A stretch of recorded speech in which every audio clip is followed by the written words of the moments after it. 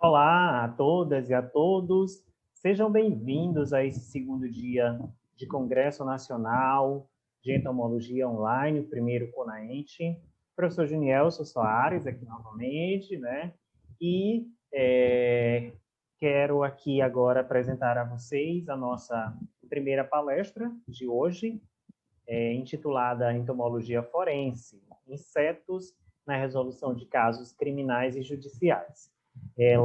Essa palestra será proferida pela mestre Larissa Tans Carneiro, ela que possui graduação em Ciências Biológicas pela Universidade Federal de São Carlos. Ela é mestre e atualmente é doutoranda, muito bem, em Zoologia pelo Museu Nacional da Universidade Federal do Rio de Janeiro, onde desenvolve pesquisas sobre biologia de insetos, de importância forense, né? E ela tem atuado também como perita assistente técnica nas áreas de zoologia e entomologia forense. Então, com certeza, essa será uma palestra interessantíssima, né? Que a gente vai ter muita coisa para aprender. Então, pessoal, não se esqueçam de se inscrever no canal, de ativar o sininho para acompanhar as notificações das publicações, tá bom? Sigam as nossas redes sociais, Instagram, @bio10digitalcursos, tá? E a nossa página do Facebook também com o mesmo nome. E logo em seguida nós teremos, então, a mesa redonda sobre entomologia agrícola. Esse evento que é organizado pela Bio10 Digital Cursos e tem o apoio científico da Journal of Education, Science and Health, que é a revista que vai estar sendo publicado, onde vai estar sendo publicados os análises. Então, sem mais delongas, passo agora a palavra para você, professora mestre Larissa Tans. Fique à vontade. Olá, boa noite a todos. Primeiramente, é um prazer estar aqui com vocês hoje. E, para quem não me conhece, eu me chamo Larissa Tans Carneiro, sou mestre e doutoranda em Zoologia pelo Museu Nacional e tenho atuado como perito assistente técnico em casos voltados à zoologia e entomologia forense. E hoje eu vou falar um pouco para vocês sobre o que é a entomologia forense e o uso dos insetos na resolução de casos criminais e judiciais. Bom, primeiramente, qual seria a definição de entomologia forense? Ela nada mais é do que a aplicação do conhecimento biológico e ecológico sobre artrópodes que se tornam, então, importantes vestígios para a realização de investigações criminais e judiciais. Tá? E como essa área da ciência, que hoje é tão importante, surgiu?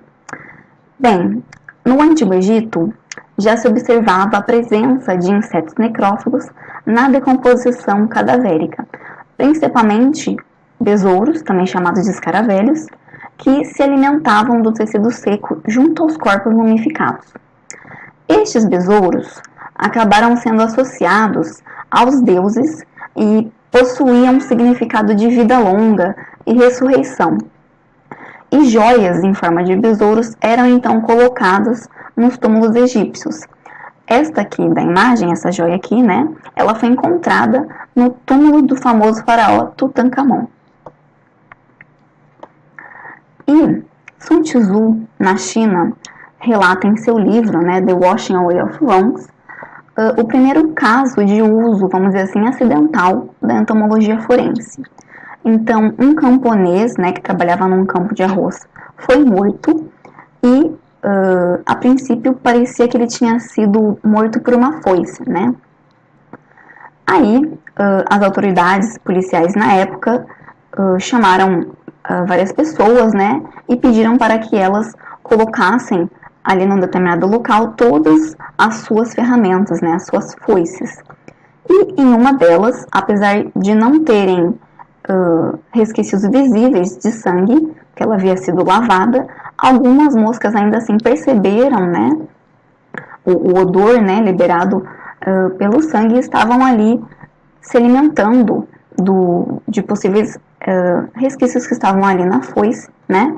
E aí as autoridades então confrontaram, né, pressionaram o dono daquela ferramenta e ele acabou confessando o crime. Anos mais à frente, Meylan, na França, publicou, né, a sua obra super famosa, La Fin des Cadavres, que trata então de cálculos de intervalo pós-morte através do padrão de sucessão de insetos que colonizavam os cadáveres e realizou muitos outros estudos na área. Ele foi considerado até o pai da entomologia forense por começar a usar de forma intencional os insetos para tentar resolver casos criminais, né? Lá por volta dos anos 1900, né, Roquete Pinto, no Rio de Janeiro, e Oscar Freire, na Bahia, começaram a desenvolver estudos com insetos, né, inspirados nos trabalhos de Meylan. No Brasil, né, isso foi o Oscar Freire que percebeu. Faz mais calor, né, as temperaturas são mais elevadas, então a decomposição do corpo é mais rápida. Assim, os insetos chegam ao corpo de forma mais rápida também. E Roquete Pinto não tinha percebido isso, e quando ele começou a tentar usar a metodologia proposta por Meylan, ele não estava tendo bons resultados e achou, né, acabou desistindo da entomologia forense e achou que ela não servia para nada. Mas aí veio Oscar Freire e percebeu essa questão, né, e aí começou então a reforçar que sim, que os insetos poderiam servir para auxiliar na resolução dos casos criminais judiciais, né. Depois deles, diversos outros pesquisadores começaram a desenvolver trabalhos relacionados à entomologia forense, principalmente a partir dos anos 2000, né, que começou a ter financiamento de projetos para capacitar peritos, né, para trabalhar nessa área, e mesmo porque na Europa e nos Estados Unidos a entomologia forense já estava sendo amplamente utilizada e mostrando bons resultados, né, na resolução aí dos casos criminais e judiciais. E hoje nós temos várias instituições acadêmicas e parcerias, né, entre universidades e polícias científicas realizando aí estudos em entomologia forense também. A gente pode falar, né, que a entomologia forense tem algumas sub-áreas, né, que seriam conhecidas como entomologia forense urbana, de produtos estocados, entomotoxicologia, entomologia ambiental e médico-legal. Então, aprofundando, né, um pouco mais em cada sub-área, com relação à sub-área urbana, né, aqui os insetos geralmente são os causadores do problema. A gente diz que eles são o motivo da ação judicial. Então envolve aí pragas urbanas, causando danos a imóveis, árvores e demais estruturas, né? Então as principais pragas que a gente encontra no meio urbano são as baratas, os cupins, formigas e mosquitos, né? Dando ênfase aí aos mosquitos porque eles geralmente são vetores de doenças, né, muito mais do que os outros, né, muitas zoonoses. A que se destaca aí é, por exemplo, a dengue. Já os cupins, eles causam danos tanto a móveis e a imóveis, né, tanto na parte, então, estrutural dos imóveis, quanto na rede elétrica. Então, atacando fios e cabos, isso pode causar curtos-circuitos e podem até resultar em incêndios. Nesses casos, né, de infestação em casas, por exemplo, a gente tenta mensurar se a infestação ocorreu antes ou depois da compra de uma residência, por exemplo. Então, através do nível de desenvolvimento da colônia, vamos dizer assim, né, do desenvolvimento dos insetos, a gente consegue mensurar isso. Isso é importante porque quando eu realizo a compra de um imóvel, se ele está infestado, né, com esses cupins, eu preciso saber quando que essa infestação começou, né, antes de eu comprar ou depois. Se foi confirmado que essa infestação ocorreu antes da compra, o dono anterior tem que ser responsabilizado, né, e fazer os devidos tratamentos aí na casa para que eu possa residir nela. Também ocorre de os cupins fazerem danos em árvores, né? Então, eles consomem, né, a madeira dessas árvores, que vão ficando porosas ou até podres, e a gente acaba tendo acidentes desse tipo, né, de quedas de árvores sobre veículos ou até sobre casas, né. Aqui nesses dois casos, as pessoas felizmente não morreram, mas se machucaram. E então, nesses casos, o município pode ser penalizado, né, processado, por não garantir a manutenção adequada da árvore, né, fazer a poda, detetização, enfim. Com relação aos produtos estocados, né, aqui geralmente os insetos também são os causadores do problema. Então, ocorre a contaminação e infestação principalmente de alimentos e de demais produtos industrializados ou bens de consumo. Então, eles são muito encontrados infestando ou contaminando alimentos, né? Os besourinhos são os mais encontrados, os famosos carunchos, principalmente em arroz, farinhas, né? Tudo que é feito à base de cereais. E também encontramos bastante ovos e larvas de mariposa em feijão, né? Aqui também foi um caso que um inseto foi encontrado prensado num biscoito, né? E nesses casos de infestação em alimentos, a gente também deve avaliar se a infestação ocorreu durante a colheita do alimento, né? Ou seja, na colheita desses grãos, ou se foi também na fabricação ou onde ele ficou armazenado, seja no supermercado ou até em casa mesmo. Também é recorrente a infestação de colchões por percevejos. Então, nos Estados Unidos, eles sofrem muito com isso. Eles gastam milhares de dólares para tentar controlar as populações de percevejo. E aqui foi um caso de uma lagarta de mariposa que estava num absorvente, né? Então, provavelmente, no momento da colheita do algodão, esse inseto acabou indo junto, né? E no processo de fabricação, na prensagem que a gente fala, ele acabou ficando ali no interior do absorvente. Quando a pessoa comprou o produto, tudo foi utilizar em casa, tava lá a lagartinha, né? Então, nesse caso, a pessoa também pode pedir uma certa indenizaçãozinha, né, para a fabricante do produto. Com relação à entomologia ambiental, né, os insetos, então, são utilizados como indicadores de qualidade ambiental, ou seja, bioindicadores, e como produtos de biopirataria.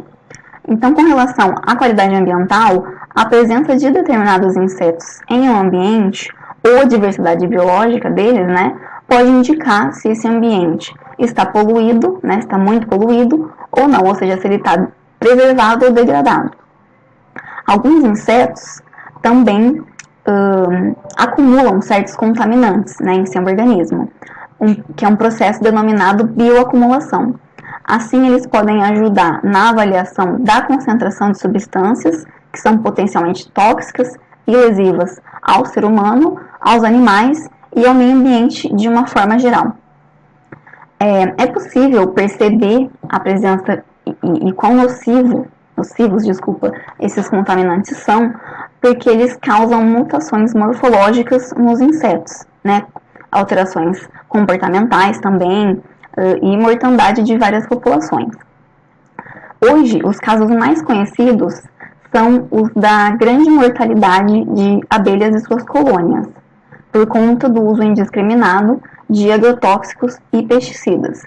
Isso é grave, porque abelhas são insetos que mais contribuem com a polinização de culturas vegetais, né, das quais a gente se alimenta. Então, sem as abelhas, nós corremos o risco de ficar até sem alimento. Também existe a exploração comercial e exportação ilegal, né, ambos ilegais, de insetos, principalmente para coleções e estudo científico, o que leva à extinção dessas espécies. Na China, muitas espécies de borboletas e besouros são revendidos para colecionadores, né, importados e revendidos para colecionadores ou para outros fins, como ornamentação e artesanato, né? É comum a gente ver à venda aí nos sites esses colares resinados contendo insetos, né? E também alguns insetos que produzem substâncias, essas substâncias podem ser usadas na fabricação de fármacos sendo traficados. Isso aliado ao conhecimento tradicional, né, de indígenas ou demais populações tradicionais, né, e o uso dessas substâncias então configura a biopirataria. E as ordens mais superexploradas são os coleópteros, né, os besouros, lepidópteros, borboletas e mariposas, himenópteros, principalmente abelhas e vespas, e também alguns aracnídeos. Chamando atenção para o comércio e exportação ilegal de insetos, né, é relativamente fácil contrabandear insetos, principalmente porque eles são pequenos, né, tem alguns aí que são até transportados vivos pelos correios, principalmente aí pelos correios. E eles são colocados em pequenas caixas ou dentro de objetos. Teve até um caso de uma pessoa que estava tentando enviar através dos correios, né, para fora do país, se eu não me engano, estava tentando enviar para as Filipinas, cerca de 76 aranhas caranguejeiras dentro de caixas de remédios. Outro caso foi de aranhas dentro de um bicho de pelúcia, né, em potinhos que estavam dentro do bicho de pelúcia, que iam ser contrabandeadas para o Chile.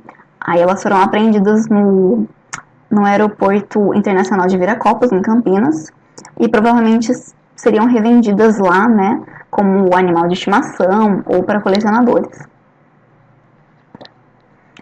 Sobre agora a entomotoxicologia, a gente tem que diversas substâncias interferem no desenvolvimento dos insetos, né, principalmente dos imaturos que estão ali se desenvolvendo no cadáver, levando então a erros na estimativa do intervalo pós-morte, também conhecido como IPM. Então, algumas substâncias aceleram o desenvolvimento, como a heroína e a cocaína, e outras reduzem a velocidade do desenvolvimento, como o diazepam, que é um tranquilizante sedativo, a cefazolina e a gentamicina, que são antibióticos. Aí, fazendo o exame nas larvas, a gente pode até mensurar a concentração da substância no organismo do inseto e saber se a pessoa morreu por overdose. Podemos também identificar qual foi a substância, né, que foi consumida e saber se a pessoa foi envenenada. E nos corpos que estão muito putrefeitos, né, em estado avançado de decomposição, não dá para fazer o exame toxicológico direto a partir dos tecidos, né, do cadáver, porque já estão muito degradados. Aí entram os insetos, porque os primeiros insetos que colonizaram ali o corpo, né, eles podem ficar com a substância por um tempo preservada no seu organismo ou bioacumulada, e assim, quando a gente fazer os exames nos insetos, a gente consegue então detectar essas substâncias. Já na área médico-legal, né, a entomologia forense vai atuar geralmente na esfera criminal, em especial para conotanatognose, né, que é a determinação do IPM, e causas relacionadas à morte. O IPM ele corresponde ao período de tempo entre a ocorrência da morte e o momento em que o corpo é encontrado. Aí com ele a gente consegue estimar a data aproximada da morte de um indivíduo, né? Após 3 dias, mais ou menos, os métodos convencionais que a gente usa para estimar o tempo de morte, como a rigidez cadavérica, mudança de coloração, liberação de gases, enfim, não são tão confiáveis, porque dependendo das condições ambientais, o processo de decomposição pode variar, ele pode ser mais lento ou mais rápido. Aí entram em cena os insetos, né? A gente pode dizer que os insetos são as primeiras testemunhas, porque logo após a morte, quando o corpo ainda está fresco, né, os primeiros insetos a encontrarem esse corpo são os dípteros, principalmente as moscas, né, que vão ovipor ou lavipor nesse corpo. A partir daí começa então a contagem de um reloginho biológico e assim o estágio de desenvolvimento desses insetos, por exemplo das larvas, é utilizado para estimar o intervalo pós-morte. Eu não entrarei muito em detalhes, né? Mas o principal cálculo que é feito para estimar o IPM é o do grau-hora ou grau-dia acumulado, GHA ou GDA. E ele é feito se baseando na quantidade de energia térmica ou calor que o inseto absorveu para se desenvolver, se atentando, né, às condições ambientais em que o inseto e o corpo estavam também lá no local do crime, principalmente temperatura e umidade. Assim, a gente consegue, então, estimar a data e horário aproximados de quando a pessoa morreu. Ao longo do processo de decomposição também, ocorre uma sucessão de insetos que colonizam o corpo. Então, como eu falei, as moscas chegando primeiro, posteriormente, alguns besouros, né, vespas e formigas. Mas, para se estimar a data da morte baseado na sucessão, tem que ter cautela, porque também vai depender muito das condições ambientais.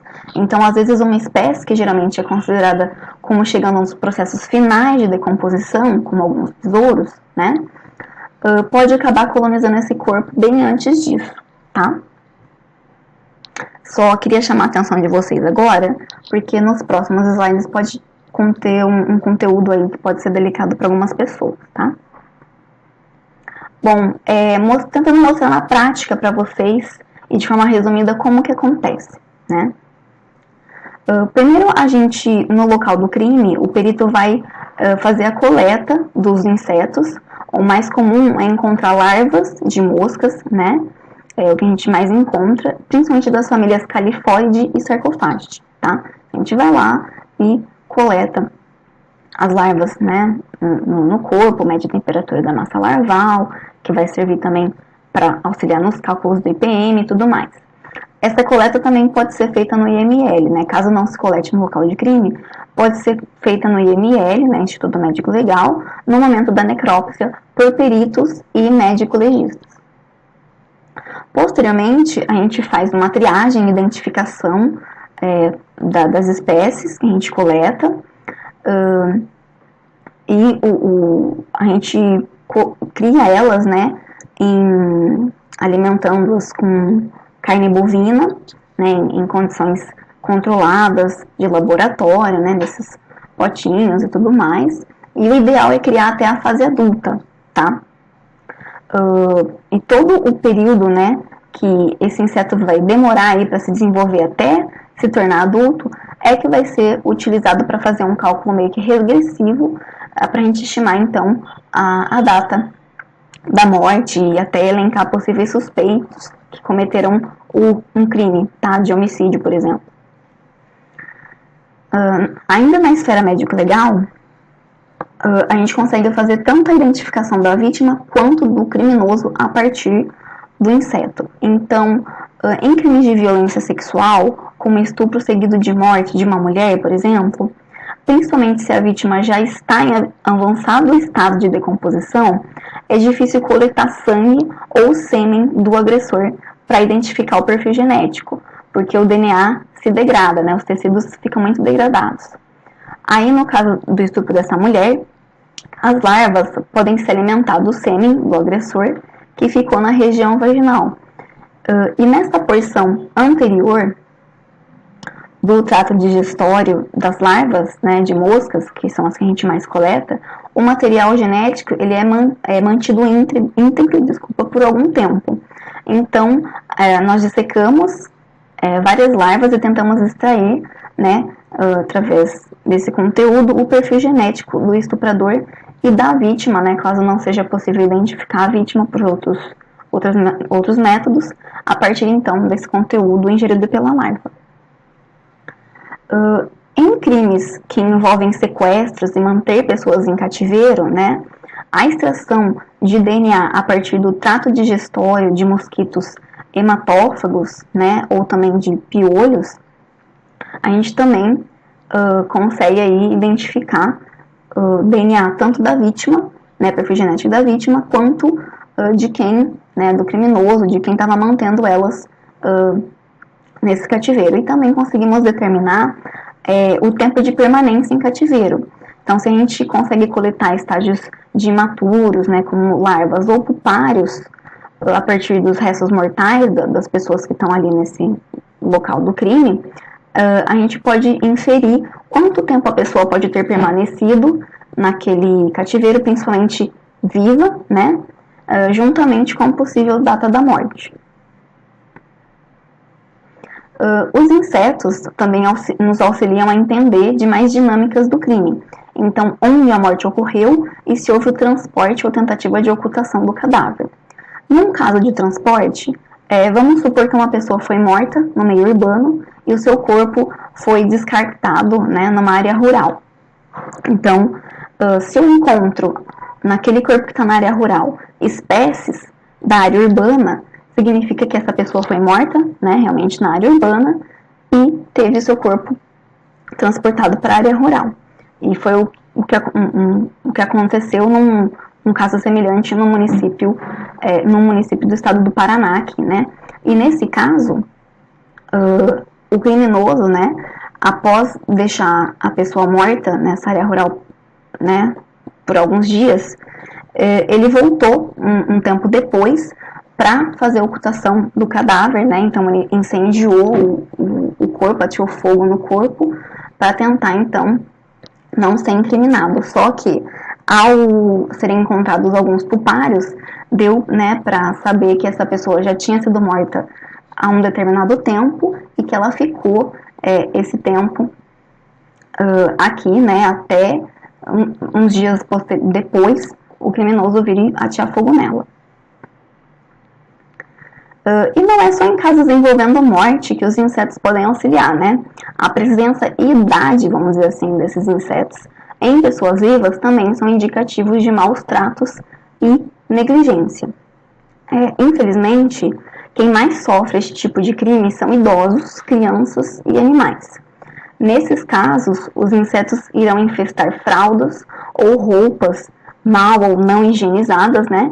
E lesões corporais. Então aqui a gente teve o caso de uma menina de aproximadamente 7 anos, que estava com o couro cabeludo, né, totalmente sendo consumido, né, por larvas, porque provavelmente a mãe ou quem cuidava dela, né, não estava fazendo a higienização correta dela, não estava cuidando direito, né. Aqui também foi uma infestação de larvas na região bucal de um idoso que era doente e incapaz, né? E também não era bem cuidado, não fazia uma higienização da boca dele e acabou ocorrendo essa infestação de larvas. E aqui foi um caso também de infestação de larvas em feridas, ferimentos que esse cachorro tinha, né, na região dorsal, porque os seus tutores, né, o agrediam. E aí as moscas foram lá e botaram ovos e larvas nessas feridas.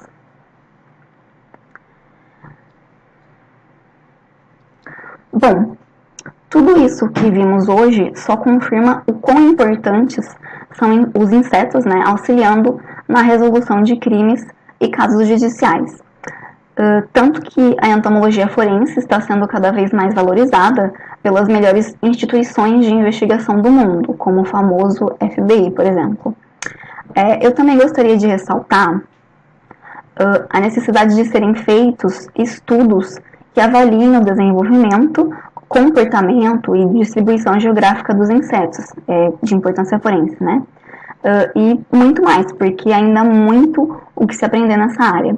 E para isso a gente também precisa de mais profissionais, mais pesquisadores atuando nessa área também. Eu sou suspeita para falar, mas trabalhar com entomologia forense é gratificante. Apesar de trabalhoso e às vezes cansativo, é bom saber que eu estou contribuindo para uma justiça melhor e para ajudar a sociedade. Muito obrigada a todos que dispuseram um pouco de seu tempo hoje para acompanhar essa palestra. E caso vocês queiram conversar mais comigo sobre entomologia forense, tirar dúvidas ou até fazer críticas, vocês podem entrar em contato comigo através do e-mail larissa.bioperita@gmail.com e pelas redes sociais. Eu sou mais ativa no Instagram, né, @bioperita. E será um enorme prazer ajudá-los. Até mais. Muito bom, né, pessoal? Então, excelente palestra da doutora Larissa. É realmente um tema importantíssimo, né, que precisa ser mais bem difundido, e ela trouxe aí uma excelente explanação da importância, né, dos estudos forenses aí para desvendar vários casos relacionados aos crimes. Então, desejo a todos agora, logo em seguida teremos a mesa, né, de entomologia agrícola, e vamos todos acompanhar essa mesa, transmitida pelo canal do YouTube, Bio10 Digital, tá bom? E não se esqueçam de se inscrever no canal, de seguir as nossas redes sociais, né? Instagram, @Bio10 Digital Cursos, página do Facebook, Bio10 Digital, Bio10 Digital Cursos, e o nosso canal do YouTube, né, Bio10 Digital. Esse evento organizado, né, pela Bio10 Digital Cursos e que tem o apoio da Journal of Education, Science and Health. Então, até mais, pessoal!